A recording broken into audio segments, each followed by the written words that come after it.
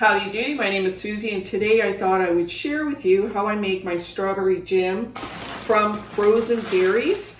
And these berries I did buy locally in season last year and froze them so that I would be able to make jam during the winter. So you're going to need your frozen strawberries. We're going to be needing some apple juice. We're going to be needing some sugar cane or monk fruit sugar. And if you want to make this recipe with no sugar added, then you would replace the apple juice for water and a bit of lemon juice. And really this is just bringing out the flavor of the strawberries. And then of course the most important is your pectin, and I'm using Bernadine's, and this is no sugar added pectin. So you don't need any sugar at all. You can make jelly or jam with just this. Now the recipe, and we're also going to need a pinch of salt. And you're gonna find that this recipe is gonna give you a beautiful jam. It's gonna have the consistency of jam, just like regular jam with the way it's traditionally made, but it also is going to have a really bright and very pronounced flavor of strawberry, but it's also going to be sweet like your regular jam.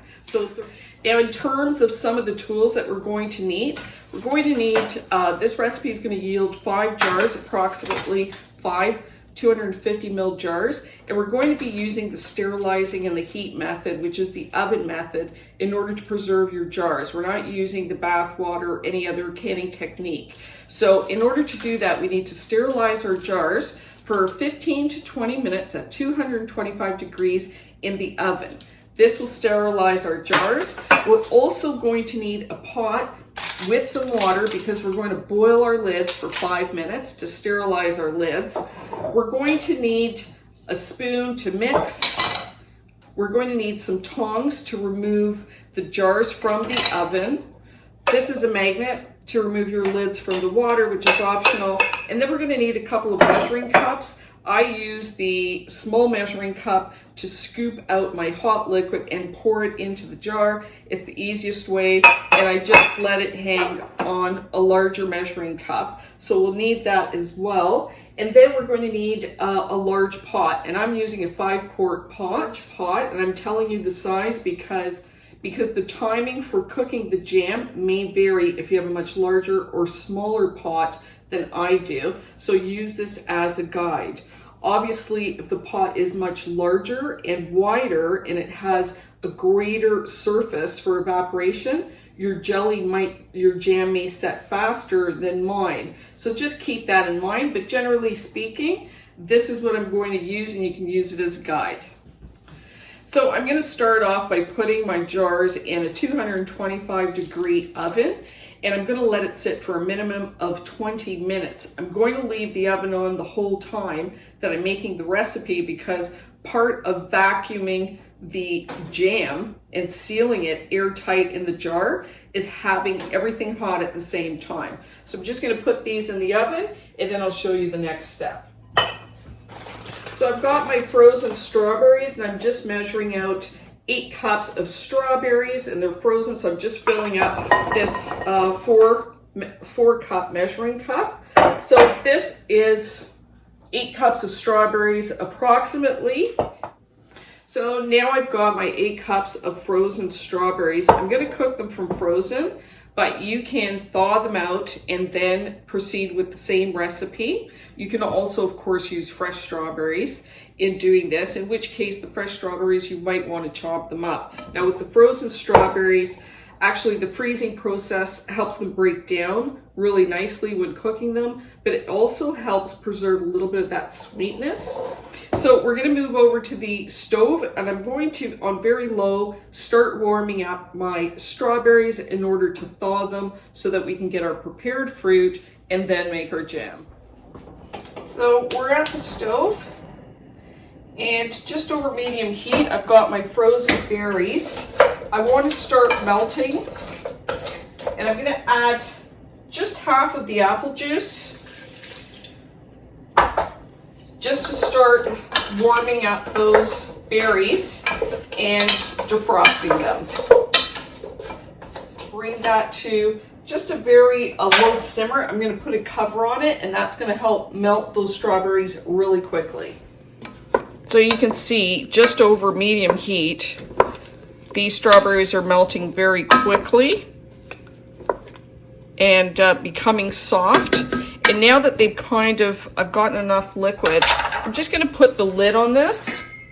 I'm gonna put the lid on it and I'm going to allow it to steam for a few minutes. So this has been cooking for about 3 minutes. I'm just gonna wait another 2 minutes. So from frozen to totally thawed, it's going to take about 10 minutes on the stove. I forgot to mention, we need a potato masher in order to crush our berries, and a pat of butter to reduce foam if you have foam. But I actually like the flavor of the butter in the jam. It just gives it another little bit of extra. So it's been about 5 minutes and I have my heat on medium.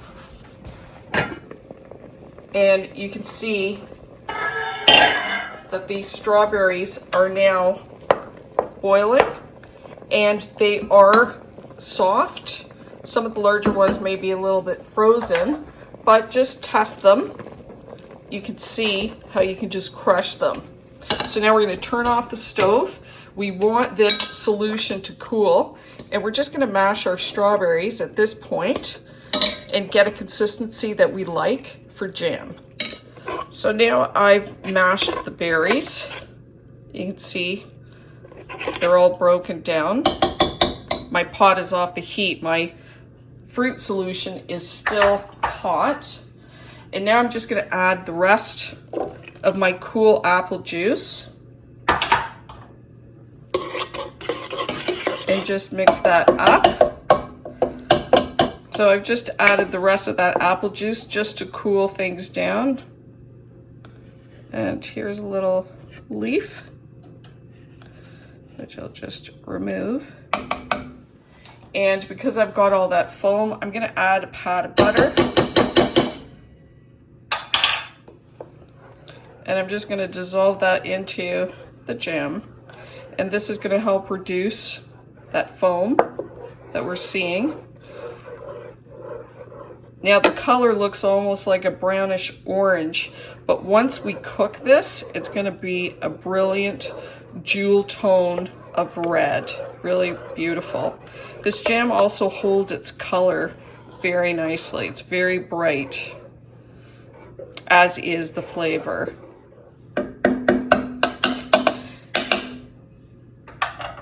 And now I'm just gonna let this rest until it's cool to the touch. Now, if you decide to thaw out your berries in advance, then you would obviously forego having to melt the berries, but you still have to cook the berries with the apple juice and get them warm enough to be able to break down the fruit and mash it into your fruit mixture. If you're using fresh strawberries, you have to go through the same process and warm up those fresh strawberries and then break them down in order to get your cool fruit mixture. So regardless, your fruit mixture has to be cool in order for the pectin to dissolve. So this will only clump if you add it to a hot solution, which is why we need to cool it down before moving on to the next step, which is going to be adding the pectin. So it's been about 10 minutes and the mixture is cooled enough that I can add the pectin to it. So the next part of the equation is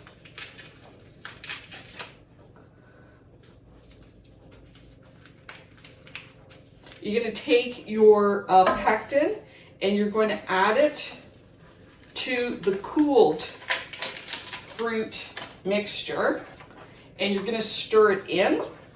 Let me bring it to the stove. So we've added the pectin to the cooled mixture and you can see it's dissolving right into the mixture. So we're just going to stir it to make sure that it is completely dissolved and there's no powder clumps at all. Now that we've got everything combined in our pot, the next step is we're going to turn our burner on high and bring this up to a rolling boil. And this is the time that I actually turn on my pot with water. So I'm gonna set that on. I turn my burner on high And I'm going to start boiling that water with my lids. Once it comes to a boil, I'm going to boil them for about 5 minutes. Once the water is boiling, you can also sterilize some of your other utensils. And now back to here with our mixture. We're ready for the next step. We're going to put this on high. And we're going to bring this up to a rolling boil. Now my water is boiling, so I'm going to turn it on medium, and I just want to maintain that boil. In the meantime, we're getting close to the 5-minute mark, and it's starting to roll at this point. So it's been 5 minutes, and you can see, I'm going to give it a stir so it doesn't stick on the bottom. But you can see that that is rolling onto itself, if you can see how much it's bubbling. And this is where the time will vary depending on the size of your pot, because the bigger your pot, the greater the surface area, the faster that you're going to get your boil. So it's going to cook much faster. So keep an eye on the time. You're looking at about 5, 6, maybe 7 minutes before you get that rolling boil. So now this is rolling. The next step is we're going to take our 1 cup of sugar cane or monk fruit sugar, and we're going to dump it in all at once.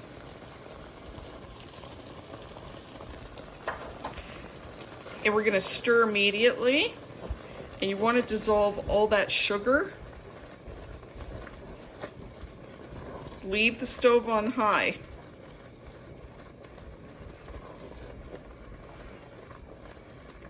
And stir to dissolve all of that sugar.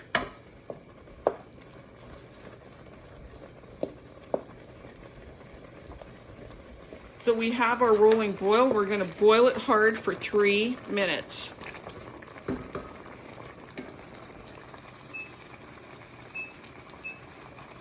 We're going to get our station ready to fill our jars.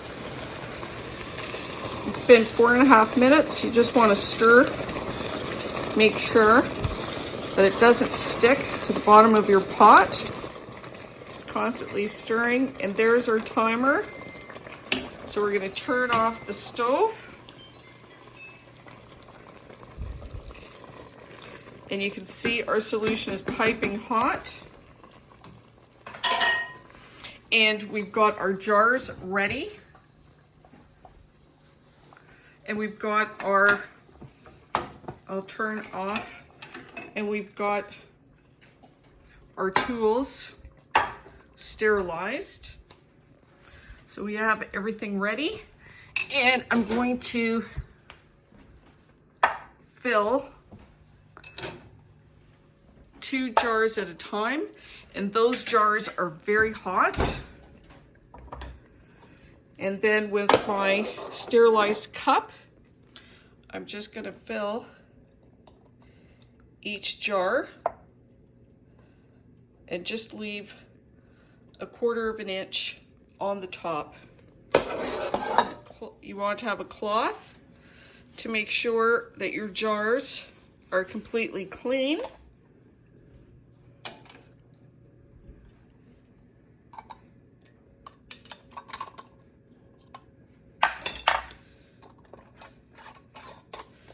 And then we just want to finger tighten the lid. So we've got a little bit of jam left over, but as you can see, it only yielded 4 jars. Last time I got 5 jars. So I think it just depends on how long and how hot you are cooking your jam, because the evaporation is going to either give you more or less in terms of a yield. As they cool, and we're going to let them cool for 24 hours, you're going to hear the lids pop, and you'll see a concave, and that means that the jar is sealed.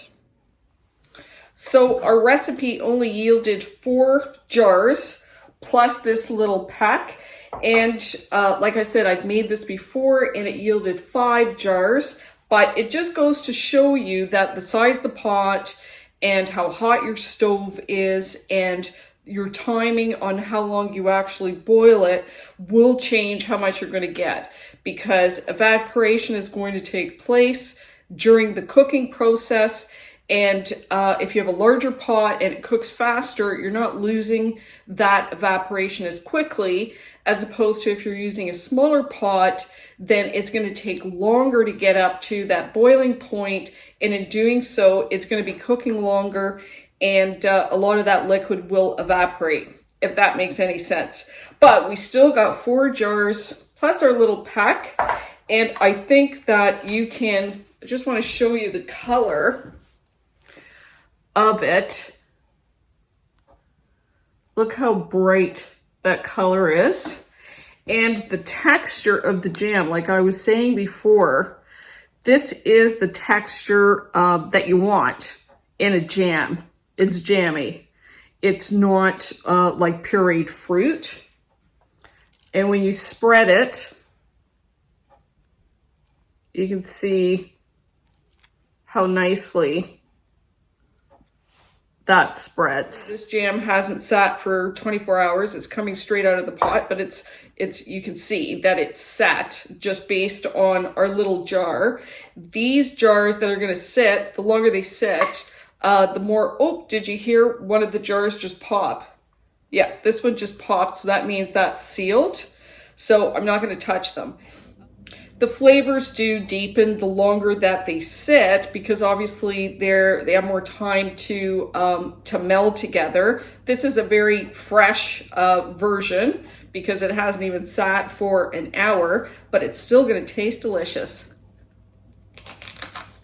This strawberry jam, it packs a lot of punch.